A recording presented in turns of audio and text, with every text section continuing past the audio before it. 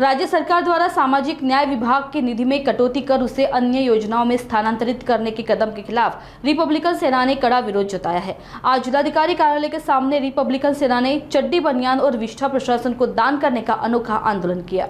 इस दौरान रिपब्लिकन सेना के कार्यकर्ताओं ने कहा कि राज्य सरकार गरीब और पिछड़े समाज के हितों के साथ अन्याय कर रही है।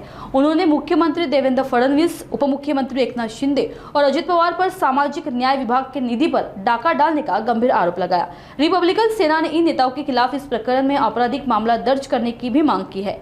आंदोलन के दौरान उन्होंने कहा कि यदि सरकार ने गरीबों के लिए बनाए गए निधि की कटौती बंद नहीं की तो वे आंदोलन तेज करेंगे। राज्य सरकार की इस नीति के कारण गरीबों और पिछड़े वर्ग की कल्याण योजनाओं पर संकट उत्पन्न हो गया है, जिससे सामाजिक न्याय प्रभावित हो रहा है।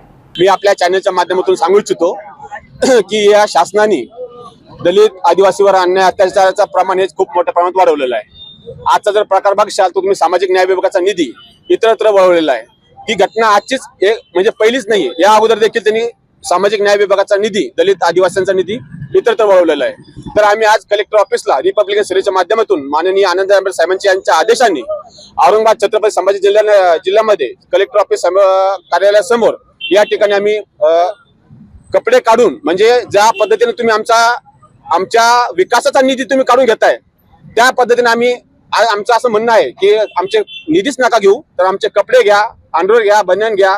आणि यापुढे मी जाऊन सांगतो आम्हाला ही भाषा सोबत नाही, परंतु आमची विष्ठा देखील तुम्ही घ्या। इथपर्यंत आता आमचा अंत झालेला आहे।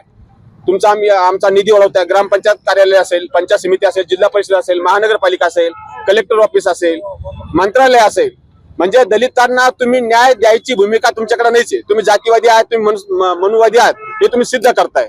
आमचा अजून देखील विकास या ठिकाणी झालेला नाही। बघत असाल अजून आमचे लोक झोपडपट्ट्यामध्ये राहत आहेत, पत्र्याच्या घरामध्ये राहत आहे। आमचा विकास अजून झालेला नाही आणि जो आमचा विकासासाठी आमचा जो निधी आहे, हक्काचा निधी जो आहे तो निधी तुम्ही इतरत्र वळवताय।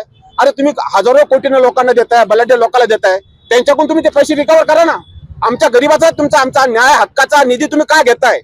जर तुम्हाला शास्त्र जर वाटतच असेल तर या समाजाने मोठं झालं नाही पाहिजे, कुठेतरी मुख्य प्रवाहात आलं नाही पाहिजे, यासाठी तुम्ही ही सगळी तरतूद करताय, आमचा निधी दुसरीकडे वळवताय।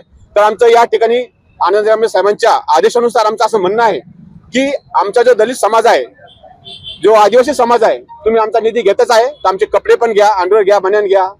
तुम्हाला ते जरी कमी पडत असेल तर आमची विष्ठा देखील तुम्ही घ्या, असे आमच्या या ठिकाणी ठामपणे मत आहे। आणि या आंदोलनाच्या माध्यमातून आमची मागणी अशी आहे की देवेंद्र फडणवीस, अजित पवार, एकनाथ शिंदे यांच्यावर दरोडा, आमच्या निधीवर दरोडा टाकल्यामुळे त्यांच्यावर दरोड्याचा गुन्हा आणि अॅट्रॉसिटी ऍक्ट नुसार गुन्हा दाखल झाला पाहिजे, या मागणीला घेऊन आज आम्ही कलेक्टर ऑफिसला या ठिकाणी निदर्शन करतो।